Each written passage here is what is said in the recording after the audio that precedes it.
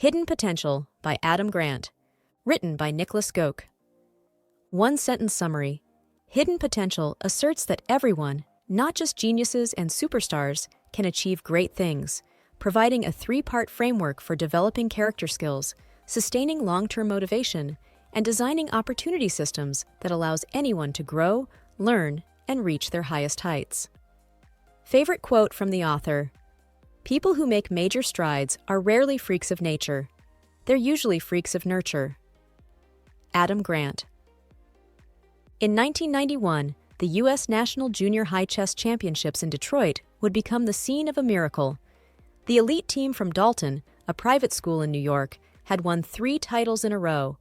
What chance did the Raging Rooks, a band of rascals from a public school in Harlem, stand? After a strong start followed by a crumbling of confidence and falling to 5th place, the team rallied around their coach, Maurice Ashley. Casson Henry, the captain, managed to beat Dalton's best player, and the Rooks took the title. How could a team with barely enough players that practices in parks, where drug dealers do their business, beat Olympic-level professionals? Hidden Potential, according to Adam Grant. Grant is an organizational psychologist and professor at Wharton Business School. His books have sold millions of copies. In this one, Grant explains that instead of focusing on innate genius and earth-shaking achievements, we should prioritize learnable skills and how far people have come. When we do, anyone can reach greater heights, including us. Grant suggests there are 3 key pieces to the latent power puzzle: character skills, sustaining motivation, and systems of opportunity.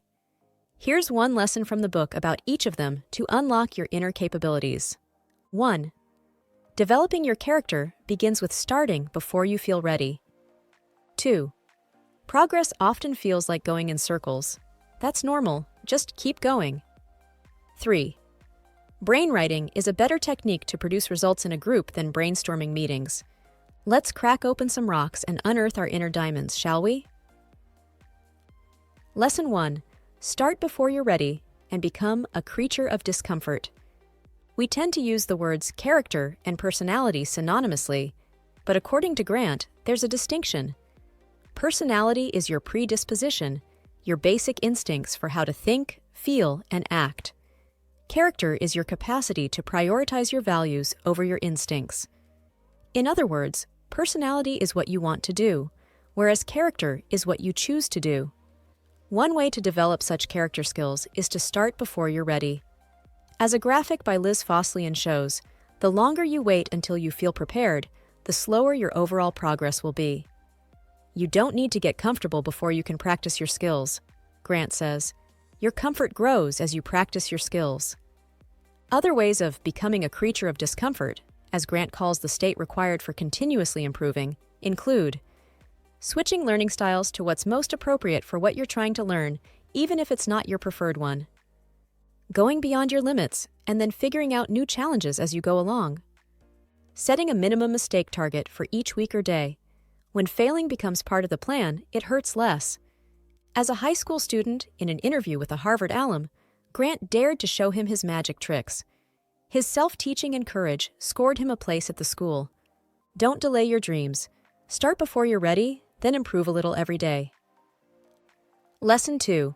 When it feels like you're stuck, keep going. You might be on the roundabout path to progress. There's a book about self-love I've been working on for years. Every time I get back to it, it eventually becomes too complicated, and I redo the structure from scratch. With each cycle, however, it becomes simpler, smoother, better. Will I ever finish it?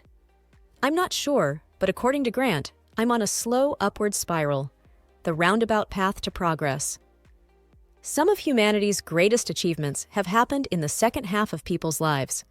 The problem is, most people give up before they get there. Grant tells the story of R.A. Dickey, a baseball pitcher who, after some early success, languished in the minor league for years. At 31, an age long past his peak, he began perfecting the knuckleball, a rare throwing technique. Having practiced his throw over 30,000 times, at 35, he signed a multi-year $1 million contract with the New York Mets.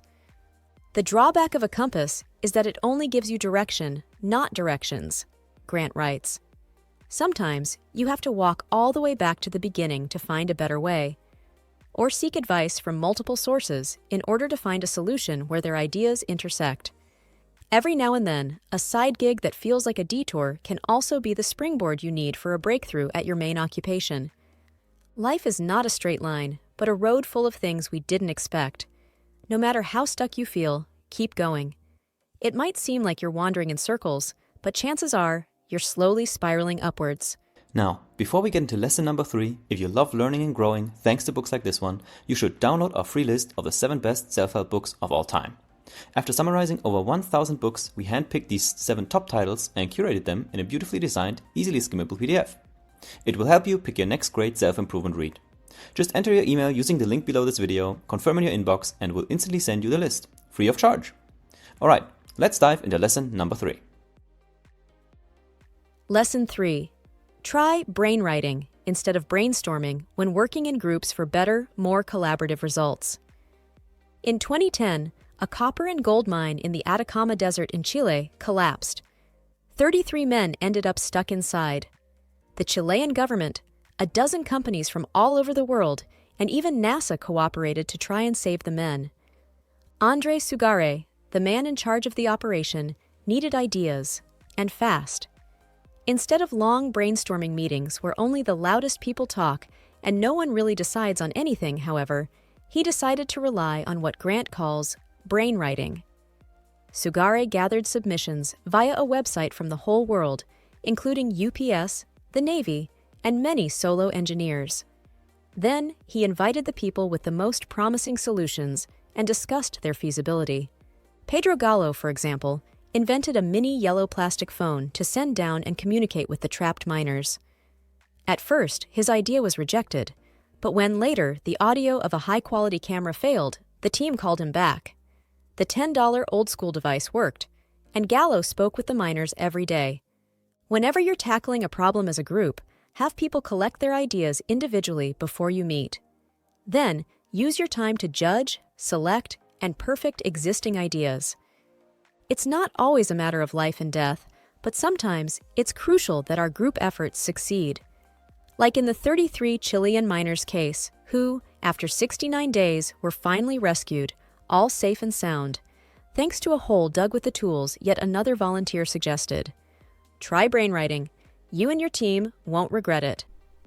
Hey, this is Nick, the founder of 4-Minute Books, and if you feel even a tiny bit smarter after watching this book summary, you should watch this next one and discover even more tips and tricks on how to think better and get smarter from another expert researcher. Click on through and let's get started.